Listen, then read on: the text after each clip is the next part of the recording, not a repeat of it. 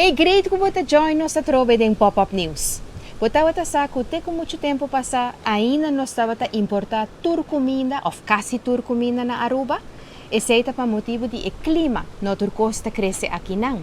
E também tem tiki terreno disponível para agricultura e cria. Pero, bota waxi, mais e mais nós está começando a produzir comida na Aruba mesmo. Hey, Chef Ashwin. Hey, Asha, como vai? Bom? Bom apetite. Kinaan was yung tayo kultura produkto ng produsi kinaan Aruba mes. Ok. Bom apetite. Hobi danki. Pero di onda tour e comida aqui tabini? Primeira location, Santa Rosa. Vamos lá.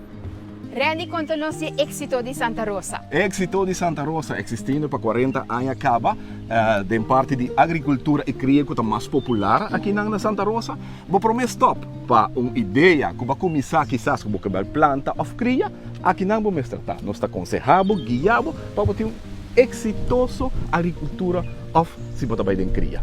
Kamen, se você começar com agricultura of cria, Santa Rosa, first stop. Especial para agricultura e cria, web para vários Ayacaba tem uma tarifa de água especial e ventajoso para assim contribuir mais tanto possível na setor aqui.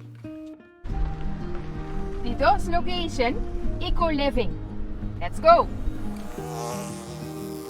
Hey Dan, bom dia. Como vai? Basta bom. Danke por passa. Bota glapa waket benen. Siguro, no? Amita klar. Let's get to the top. E nós está weg. Dan, contami di e benen na Eco Living. Well, e benen na Eco Living na benen local. E a mi mesta krianan, me da ponen en kahanan ku a mi mesta tra. E ja, bom mesa eta algo que tá paixão de mim. E me imaginami que não está fácil aqui na Aruba. Não, nós temos hopi calor, é hopi seco. E também é bem antimbiar, não compreender o que a mim está fazendo, só não devemos ter que não rabiar, mas não compreender. So, ele sei não está fácil tampouco. Pero ora bohai honey, ora bohai miel, é hopi dushi mes.